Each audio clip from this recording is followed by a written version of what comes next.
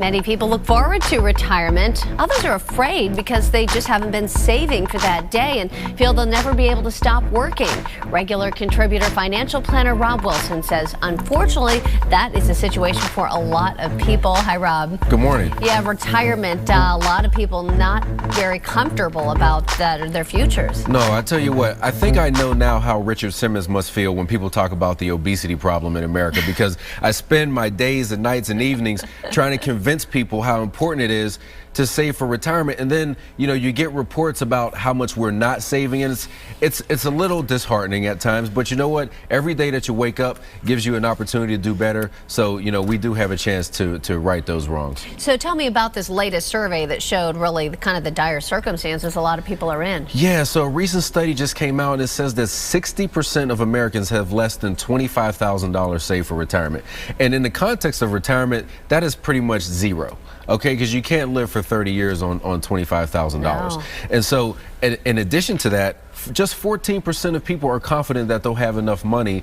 to live a comfortable retirement, and 37% of workers feel like they're going to have to work past age 65. So, I mean, the feeling out there is that you're just going to have to work forever, and your boss is going to have to come take you off your keyboard when it's time to go. And it's really not, you want to be looking forward to retirement and go hang out on the beach. And unfortunately, if you don't save, you don't put yourself in that position. Well, and times have changed for these generations because there used to be pensions, right? And so people didn't have to maybe think about saving as much? Oh, absolutely. Our grandparents and parents went to companies and they stayed there for 30 years and they were guaranteed a check for the rest of their life when they decided to retire. But now situations are different. Those pension plans don't exist. We are responsible for our own retirement. And I think the feeling out there too is that Social Security is there and somehow that will, save you if you don't save enough.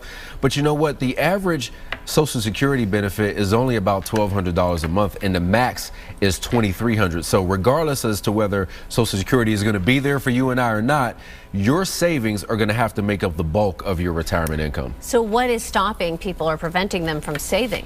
Well, the first thing, I think there is an education gap. A lot of people weren't educated about personal finance in school. Maybe they didn't learn this, type of information at home. And so consequently, people get paralyzed by what they don't know. And the default activity is just to do nothing. Right. Then you also have the procrastinators, right? So I think people have this feeling that retirement is something that you can think about later. And this is very similar to dieting as well. So if you ask somebody if they thought it was a good idea to take go on a diet 3 months from now, they probably say, yeah, I think that's a good idea. But you know what? This piece of cake looks fantastic right now. And so if you can't bring yourself to do what you need to do in the moment, and life is really just a series of now moments. You can't save for retirement in the future. You can only save for it right now. If you can't bring yourself to do it right now, what makes you think you're going to be able to change your ways down the line and start saving at some point in the future? Well, and all the more important for saving, because what's $5 now is not $5 in 30 years. I mean, just that $5 now could be $500. That's right. And it's important that you save $5 because it doesn't matter the amount that you start with. What happens when you procrastinate and then you wake up one day and you say, holy smokes, maybe I should start saving for retirement, and you feel like you've got that much more ground to make up, it even gets harder for you to start.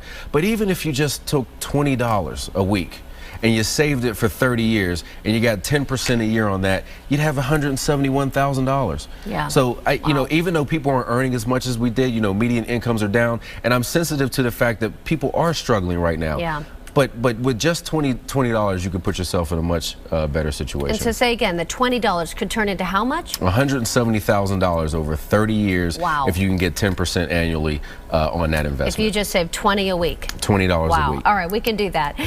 Let's talk about how to save more for retirement. The first thing I think you really have to do is get real about this situation. I don't think most people really have any clue of what number that it is that they need to retire. So I think that the magic number might be something like 2.5 million. And I say that because the studies say that you can take out about 4% of your portfolio a year and not worry about running out of it before you pass away. So if you take 4% of 2.5 million, that's $100,000 a year. You could probably live a pretty good life on that when you retire. So I think you got to get real about that number. But what happens is people get scared because that's a really big number. That sounds big. But what if you just break that down into manageable pieces? So what if you said, well, instead of thinking about 2.5 million, I really want to have $40,000 saved by the time I'm 30, and then I want to have $90,000 by the time I'm 35, and then $175,000 by the time I'm 40. Because see, it's difficult to tell a 22-year-old graduate how to plan for 30 years, but you can tell them how to plan in 5-minute increments, because that's sort of like high school or college, in 3 or 4 years or 5 years. So I think it's easier if you take that big goal, you break it down into chunks that are more manageable, and you can manage that along the way. That makes a lot of sense. And then you say set it and forget it. Yeah, the reason why 401ks work if you sign up for it and Social Security works, because it comes right out of your check before you can even think about it, and you adjust your lifestyle to that. So you can do this on your own, set up automatic deposits to your IRA or whatever other savings account or retirement accounts you have set up, and don't think about it. When you have to think about it, there's always something better in your mind that you can dream up that you could do with that money. So set it, forget it, and you won't even be worried about it. And the last thing is, you have to learn how to invest your money. And even if you're going to work with a financial advisor like me, it doesn't absolve you of the responsibility of knowing what to do and how to manage your money. So learn about that, you'll get more comfortable with it, and ultimately, hopefully, you can have a better beach retirement. Great advice. Hope we're all at the beach. Thank you, Rob. Thank you. Rob Wilson, financial advisor with Blazer Capital Management, here with Money Monday segments every other week. Women tend to play it a little bit too safe at work and don't want to take risks or take on those major opportunities.